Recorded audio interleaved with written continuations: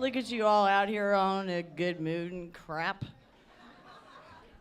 That's good, because I'm not allowed to be in a good mood ever. It's against the law, because I'm from Philadelphia. There's my peeps. But being from Philly, I can guarantee you that two things will always suck. Our sports teams and our women. That's not really true, because our sports teams are usually pretty good. They just don't know how to finish, unlike the women. I'm hoping the Eagles change that. But I get a bad rep being from Philly, man. I had a guy come up to me after a gig, and he was like, yo, so you're from Philly? And I was like, yeah. He's like, wow, you don't seem like a piece of shit. I assure you I am. Yelp it. So he did, and I have 5 stars. But it also gives my California friends a reason to introduce me with this really bullshit caveat. They're like, this is my friend Allison. She's really loud and obnoxious. She uses the F word all the time. But you'll get used to her because she's from Philly. Always like, I never hear you say, this is my friend Billy Bob. He's really stupid, has a low IQ. But you'll get used to him because he's from Alabama. And I'm still waiting for, this is my friend Jackie Chan. He's really smart, but he can't drive worth crap. But you'll get used to him because he's from Irvine.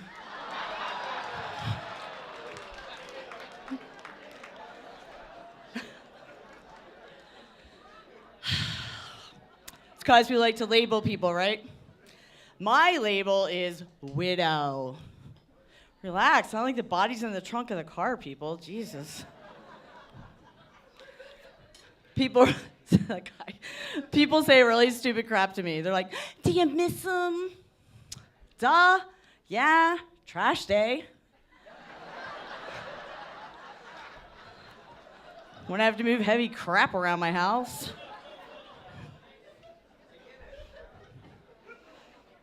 But I'm guilty, because I said stupid crap too. The first moment they told me he was dead, I was like, ugh, I'm never getting laid again. And then immediately I was like, oh my God, Allison, you were married for 20 years. How much were you really getting laid to begin with? Guy's awesome.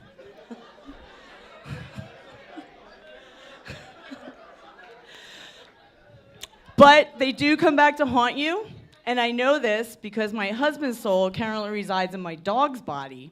Because I went to cuddle with my dog the other night, and he went, and got up and walked away.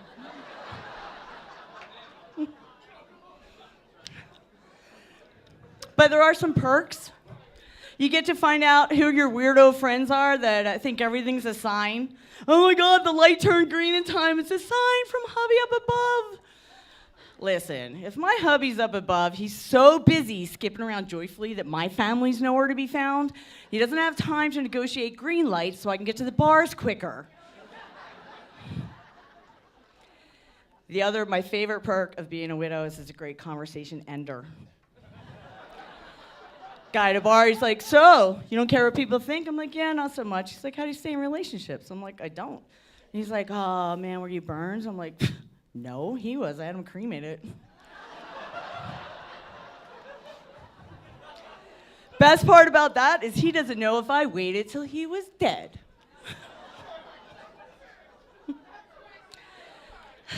So dating's fun.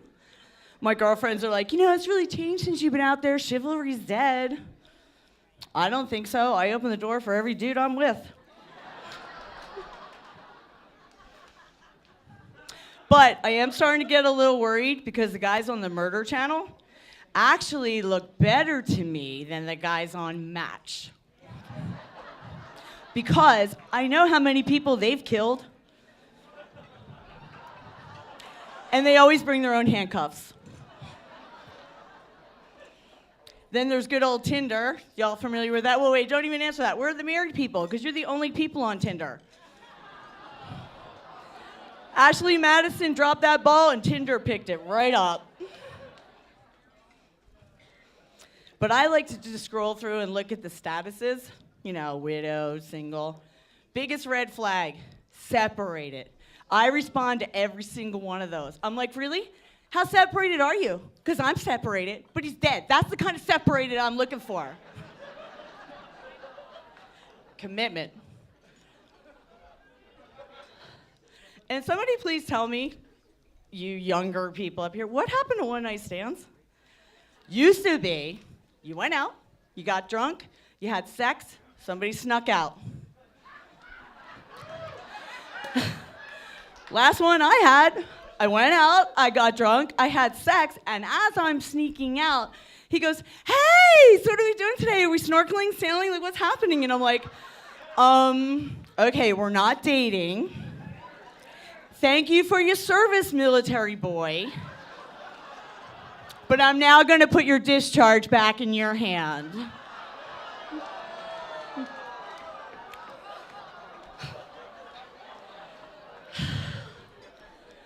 So I'm currently dating Uber drivers. They don't know it. But I call, they come, they pick me up, and they take me places. And then a few hours later, I call another guy and I go home with him. It's like real dating, except for the awkward goodnight kisses. So tattoos, where are you? Okay, like in Barstow, that gets a standing ovation. I don't mind them, but guys, piece of advice. If you're gonna get one right here, can you please not make it your daughter's name and face? Because if we get intimate, I don't want to look at her. I mean, if you really want to turn me on, put one of your ex's name and face there. That when we get intimate, I can slap that bitch around and punish her for ruining you for the rest of us.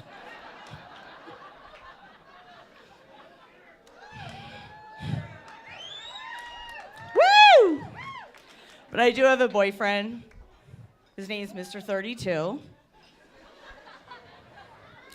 You girls might know him better as the rabbit vibrator. 32 seconds gets me where I'm going. That bastard takes 32 batteries to operate. But it is well worth that Costco battery run every 32 minutes. But I'm sad since he came on board, because I have a whole drawer of these now that just don't get used. I'm like, what am I going to do with these? Not like I could put them out at my next garage sale. So I decided that we needed to have a recycling program. E-waste for electronics, V-waste for vibrators.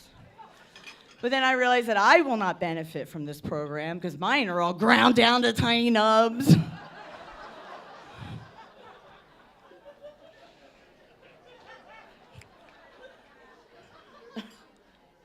I realized last week that I actually keep my gun and my vibrator in the same drawer. And then I was like, whatever. At least I know I'm going to get banged. Shut up.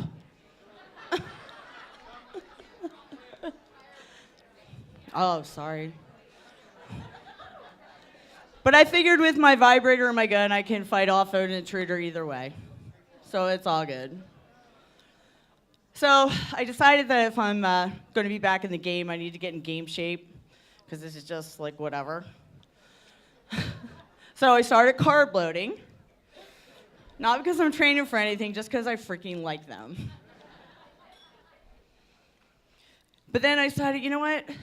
I really do need to do something. So I think I'm going to just replace all the mirrors in my house, because they have turned on me. They're like circus mirrors now. I get out of the shower every day, I have to throw my boobs over my shoulder, and then I have to walk sideways like a crab.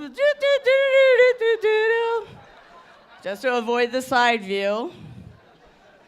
Sorry, you guys have bad seats. You're stuck. But then I thought, it'd just be easier to like kind of work out with my dog. I could play games and blah, blah. And then I realized, though, that he cheats along the way and he drinks out of the gutter. And I'm like, not cool. Because I will not drink out of a gutter unless I wake up in one. Because I have standards. I'm a lady. And for those of you who've seen me before, yes, I have upped my game substantially. And speaking of drinking, kind of, why haven't they come up with better DUI tests on the side of the road? I mean, all you need to do to figure out my friends are drunk is just put up a sliding screen door. They'll fucking walk through that every time. Put up a door with a handle that says push. Morons. So it kind of just comes down to this for me. I'm undateable, I'm intimidating, I'm too loud, I'm too whatever. So I just give out greeting cards on my dates now, and the first one goes like this.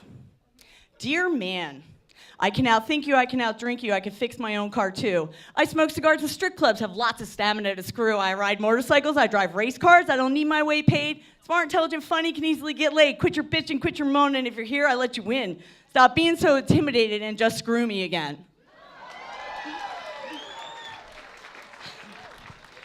And then I like to sign that, your future clingy girlfriend. No surprise, I don't ever get a second date. But I have one ready just in case. I'm glad to see you made it back. You certainly are brave. I did not think you would after that last card that I gave.